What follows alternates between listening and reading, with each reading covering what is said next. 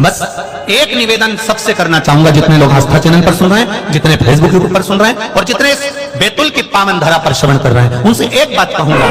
जब कोई नारी या कोई पुरुष व्रत करता है, उपास करता है, वो किसी भी देवता का उपास करे, शनिवार का करे, मंगलवार का करे, बुधवार का करे, गुरुवार का करे, रविवार का करे, तीज का करे, चतुर्थी का करे, अष्टमी का करे, एकादशी का करे, प्रदोष करे, द्वादशी करे, पंचमी करे, तीज करे, छठ करे, नवरात्रे करे, चतुर्थी करे, कोई पुरुष या स्त्री या बच्चा कोई भी व्रत करता है, जिस दिन वो व्रत रखता है उस दिन उसके शरीर में कौन सी देवी का अंश आकर विराजमान हो जाता है जिससे वो व्रत सफल कर पाता। बोलो रे भाई,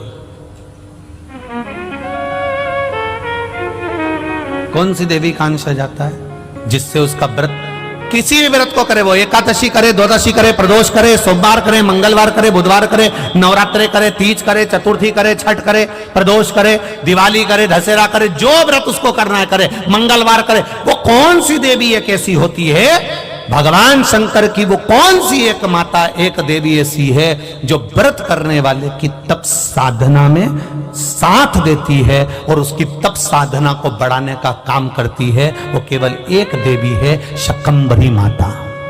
कौन सी माता है? माता शाकंभरी, केवल एक है जो व्रत साधना तप आराधना करने वाले के साथ हमेशा साथ देने के लिए उसके हृदय में विराजमान होती है, उसके चित्त वृत्ति में बैठी रहती है। भजन का बल, शाकंभरी तप साधन।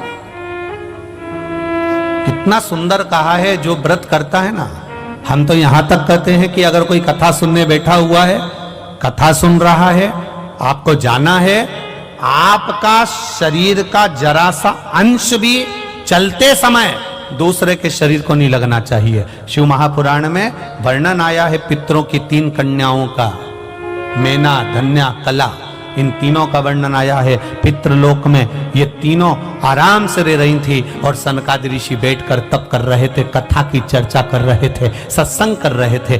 पहले मेना निकल कर गई, फिर धन्या निकल कर गई, फिर कला निकल कर गई, एक के पीछे एक तीनों निकल कर गई, तीनों निकल कर गई। इनका शरीर का लहंगा संत सनकादि ऋषि के जंघा पर पड़ गया, क्रोध आ गया, ऐ मेना, धन्या, कला, मैं तुम्हें श्राप देता हूं कि तुम तीनों मृत्यु लोक में एक साधारण सी स्त्री बनोगी।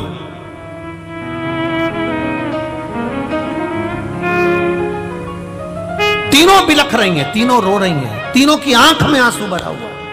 क्षमा कर दीजिए नाथ, क्षमा कर दीजिए।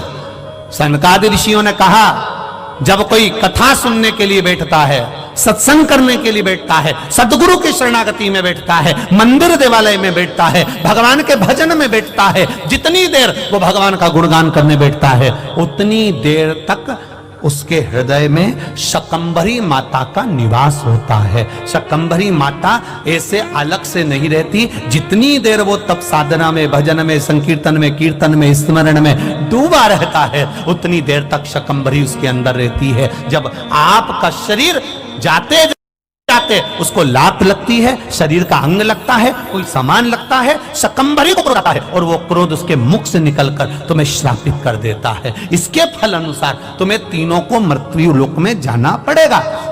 चरणों में पड़ गई, हमारा उद्धार कैसे होगा? तब सनकादि ऋषियों ने कहा, तुम्हारा उद्धार, मेना, तुम्हारे घर में पार्वती का जन्म होगा। धन्या, तुम सुनैना बनोगी, तुम्हारी गोद में माता सीता खेलेगी। कला, तुम कीर्ति बनोगी, तुम्हारी गोद में राधा खेलेगी। ये 3 देवियां जब तुम्हारी गोद में खेलेगी, जगत का कल्याण कर देगी। वो जगत का कल्याण करेगी तो तुम्हारा कल्याण अपने आप हो जाएगा, अपने आप।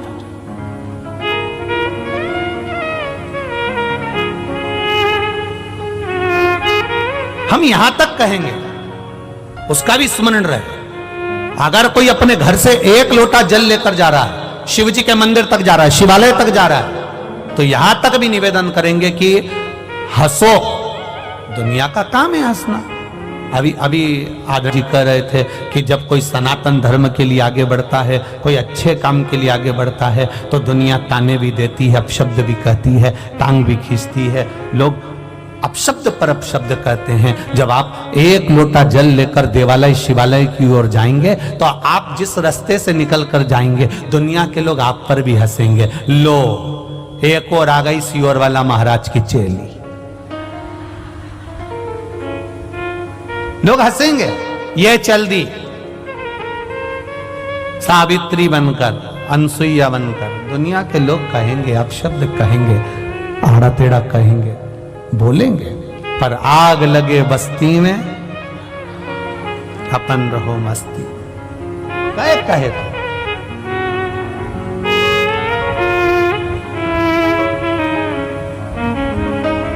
कहे, कहने वाला कहता रहेगा। जिस समय पूजन का कोई साहित्य, पूजन का कोई सामान, पूजन की कोई सामग्री हमारे हाथ में रहती है और हम पूजन करने जाते हैं और पूजन कर कर वापस आते हैं, उस व्यक्ति को देखकर अगर कोई दूसरा हंसता भी है तो समझ लो वो अपनी जिंदगी को बर्बाद करने की सीढ़ी पर पांव रख दिया। उसने अपनी जिंदगी की बर्बाद होने वाली सीढ़ी पर पांव रख दिया कि अब उसको बर्बाद हो निश्चित है। देवव्रत शिव जी के सामने बैठा है, घोर तप कर रहा है, घोर तप,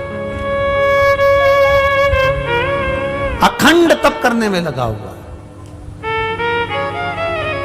और ऐसा अखंड तप देवव्रत कर रहा है। उसको केवल एक चीज मालूम करना है कि मेरी बेटी, जिसको मैं समझा कर रह गया, वो बेटी की दशा कैसी है। तब देवव्रत ने अखंड तप करा। मेरे देव अधिदेव महादेव खुद नहीं आए, मां अंबा नहीं आई, जगदम्बा नहीं आई, शिव जी ने अपने नंदी को भेज दिया। नंदीश्वर जाकर मालूम करो देवव्रत क्या चाहता है, इस देवव्रत को चाहिए क्या, जाओ जरा मालूम करो, जाओ। और महाराज, तब साधना का जो बल होता है वो कोई साधारण नहीं होता। दूध में सुगंध गंध नहीं होती,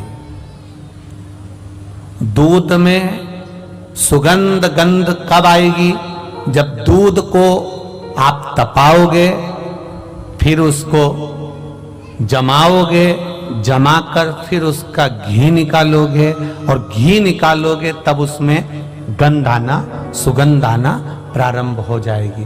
दूध में सुगंध नहीं है, पर दूध को तुमने पहले फाड़ा, तपाया, फाड़ा, फिर उसको अग्नि पर तपाया, तपाने के बाद में जब वो धीरे धीरे धीरे धीरे धीरे धीरे घी बना, तब उसमें सुगंध आना प्रारंभ हो गई। उसी तरह मनुष्य में उतना आनंद सुख कैसे प्राप्त हो सकता है, शंकर की भक्ति कैसे प्राप्त हो सकती है, तो कहा दुनिया के लोग अपशब्द कहकर तुम्हें तपाएंगे, अपशब्द कहेंगे, ताने देंगे, गाली देंगे, आड़ा टेढ़ा कहेंगे, फिर भी तुम भगवान शिव के शिवालय में जाती रहना। जब तपते रहोगे, तपते रहोगे, तपते रहोगे, तो एक दिन सुगंधित घी बन जाओगे और आपका जीवन सार्थक हो जाएगा। तपाएंगे लोग, कहेंगे।